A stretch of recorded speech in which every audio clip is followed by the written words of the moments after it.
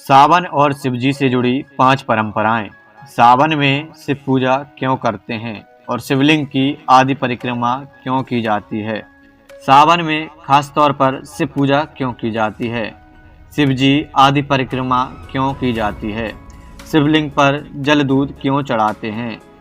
शिवलिंग पर तुलसी क्यों नहीं चढ़ाते हैं और शिवलिंग पर धतूरा, भांग, आंकड़े के फूल क्यों चढ़ाए जाते हैं।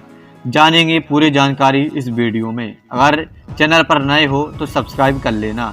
इस पर हम धर्म कर्म से रिलेटेड वीडियो लाते रहते हैं। चलिए जानते हैं सावन और शिवजी से जुड़ी 5 परंपराएं। सावन महीना शुरू हो गया है। ये महीना 19 अगस्त तक रहेगा। इन दिनों में शिव जी की विशेष पूजा की जाती है। शिव पूजा और सावन से जुड़ी कई परंपराएं हैं जिनका पालन पुराने समय से किया जा रहा है। उज्जैन के ज्योतिषाचार्य और शिव पुराण कथाकारों से जानिए शिव और उनसे जुड़ी 5 परंपराएं। नंबर 1, सावन में खास तौर पर शिव पूजा क्यों की जाती है। यहाँ की 3 मान्यताएं हैं। पहली, भगवान शिव को ताजे फूल पत्ते चढ़ाए जाते हैं। सावन बारिश के मौसम में आता है। इसी मौसम में शिव जी को चढ़ाने वाले फूल पत्ते भी आते हैं। इसी वजह से भगवान शिव की सावन में पूजा खास तौर पर की जाती है।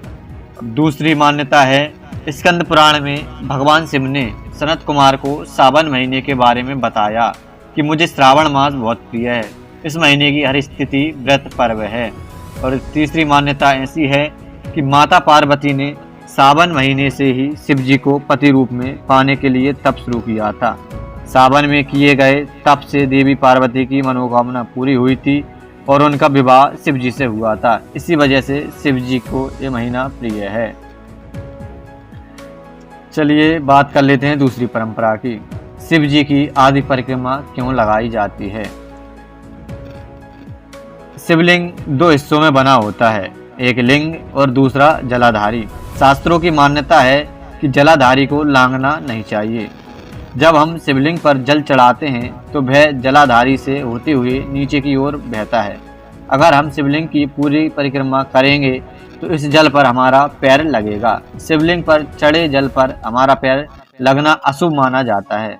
इसी वजह से जलाधारी तक पहुंचकर परिक्रमा को पूर्ण मान लिया जाता है। जलाधारी के अंतिम भाग तक आदि परिक्रमा हो जाती है। चलिए बात कर लेते हैं तीसरी मान्यता की कि शिवलिंग पर जल दूध क्यों चढ़ाते हैं। जब देवताओं और असुरों ने समुद्र मंथन किया तो उसमें से हलाहल विष निकला था। इस विष को शिव जी ने गले में धारण किया था। इस वजह से उनका गला नीला हो गया था। विष के प्रभाव से शिव जी के शरीर में गर्मी बहुत अधिक बढ़ गई थी। उस गर्मी को शांत करने के लिए ऋषि मुनियों और देवताओं ने शिव जी पर ठंडे जल दूध की धारा चढ़ाई थी। तभी से शिव जी को जल दूध जैसी शीतलता देने वाली चीजें चढ़ाने की परंपरा शुरू हुई है। शिवलिंग पर तुलसी क्यों नहीं चढ़ाते हैं। भगवान विष्णु और उनके अवतारों को तुलसी के बिना भोग नहीं लगाते हैं, लेकिन शिव पूजा में तुलसी नहीं रखी जाती। मान्यता है कि पुराने समय में तुलसी के पुण्य कर्मों की वजह से असुर शंखचूड़ को कोई भी देवता मार नहीं पा रहा था। देवताओं ने शिव जी से शंखचूड़ का वध करने की प्रार्थना की। भगवान विष्णु ने तुलसी के पतिव्रत धर्म को भंग किया, जिससे तुलसी के पुण्य कर्मों का असर कम हो गया और शिव जी ने शंखचूड़ का वध कर दिया। इस छल की वजह से तुलसी ने यह संकल्प लिया था कि उसका इस्तेमाल शिव पूजा में नहीं किया जाएगा। तुलसी ने विष्णु जी को पत्थर बन जाने का श्राप दिया था। विष्णु जी ने तुलसी का श्राप स्वीकार किया था। शालिग्राम विष्णु जी का पत्थर स्वरूप ही हैं। शिवलिंग पर धतूरा, भांग, आंकड़े के फूल क्यों चढ़ाए जाते हैं। धतूरा, भांग, आंकड़े के फूल ये सभी नशीली और जंगली चीजें हैं। ये चीजें शिवलिंग पर चढ़ाई जाती हैं। ये चीजें हमारे बुरे विचारों और बुराइयों का प्रतीक हैं। शिव जी को ये चीजें चढ़ाने का भाव है कि पूजा करते समय हमें अपने बुरे विचार और बुराइयों को इन चीजों के साथ शिव जी को समर्पित कर देनी चाहिए। इन बुराइयों को आजीवन छोड़ने का संकल्प लेना चाहिए।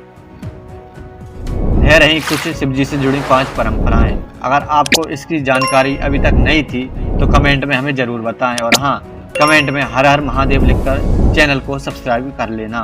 जय श्री महाकाल।